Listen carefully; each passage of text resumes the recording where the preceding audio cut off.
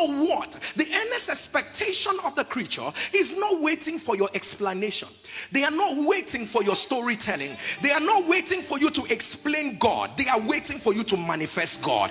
And so it comes to a point in your life where you don't need to say one more thing. All you need to let people know is the God that is able to do what no man can do. Now, it wasn't too long ago when someone had called me on the phone, and then they said to me, the man called me on the phone, that was sometime last year, and he said to me, Pastor, I want to inform you that my wife is dead.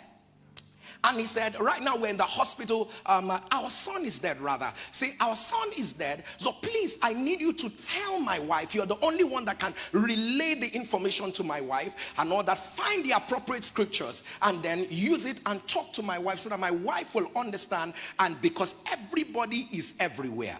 People of God, I do not know how an apostle of good news will automatically become an apostle of bad news. And I said to myself, how do I package this word? You know how it is that somebody tells you something, all the scriptures you know disappears from your head. How do you tell a woman that is it God give it, God take it? Is it the will of God? Is it the program of God? Is it the plan of God? But you know the truth of the matter until you understand the reservoir of power that you carry on the inside. You know the reason why the devil keeps fighting your prayer life, because he understands there is no better place to generate the power you need in order to go through destiny as much as in the place of prayer. Show me a man that can pray, I will show you a man that situations will bow to. Show me a man that is energized in the place of prayer. Listen, let me say it one more time. There is a generation out there that is crying for what we carry. Until we build capacity in the place of prayer, until we build capacity to be able to showcase in our word, child of God, no matter how much you speak English, there are situations that do not require English.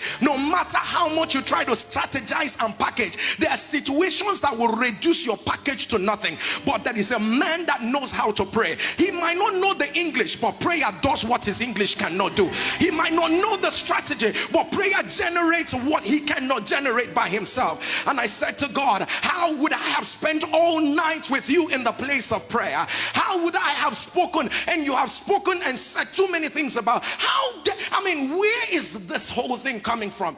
And then I called back the man and he said, Pastor, let me give it to my wife. I said, don't give it to your wife. Go straight to where your child is. And I said to God, you know, one thing that consoled me, I said to God, I'm going to pray for that child. Two things will happen. If you like, hear me. If you like, don't hear me. But one thing I want to assure you is that I'm not praying in my name. If I pray in your name and you decide to answer, that's fine. If you do not decide to answer, they are my church members, but you did not embarrass me. You embarrassed your name. But whether I will pray, I will pray. The same power that raised Jesus from the dead is even in our walk in our mortal bodies.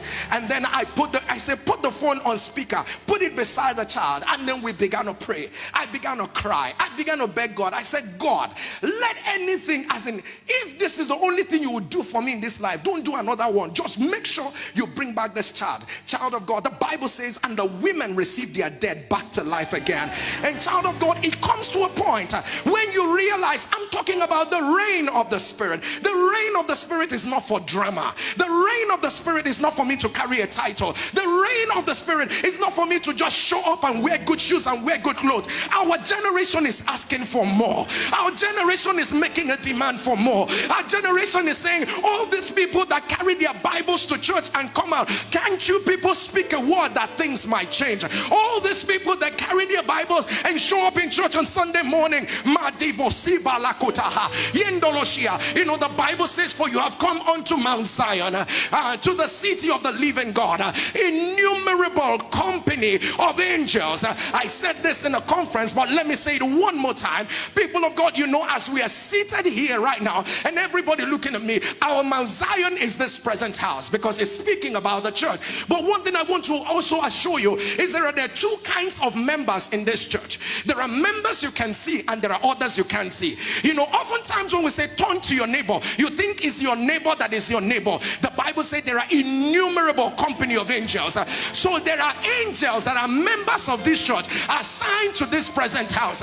What you don't understand, when we say go and shake your neighbor, before you shook the first neighbor by your side, you already shook like 7 angels, because there are an innumerable company of angels. You can count the number of people here, but you cannot count the number number of angels that are in this house. And this is why you walk into church and you understand that you came to a gas station. You are refueled for every circumstance, every challenge, every difficulty you are about to face in the week. And so you can come in here powerless and you leave also powerless. This is the time. This is the season. This is that moment. A generation is waiting for what we carry.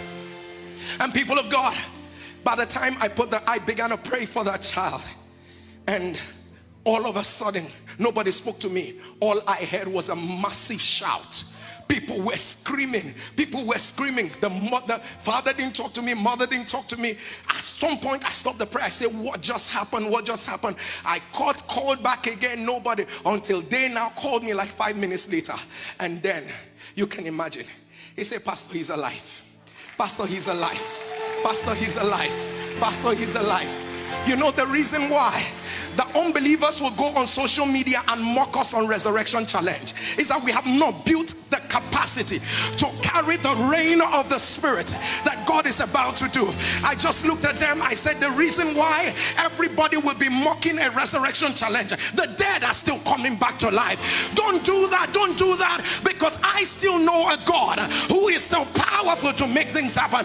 But is there someone who will say, God, even if there are no persons, you can trust me for a release of your Spirit in the now? Because I know there is a generation that is waiting for what I carry. If you understand what I said, can you have me shout reign of the Spirit?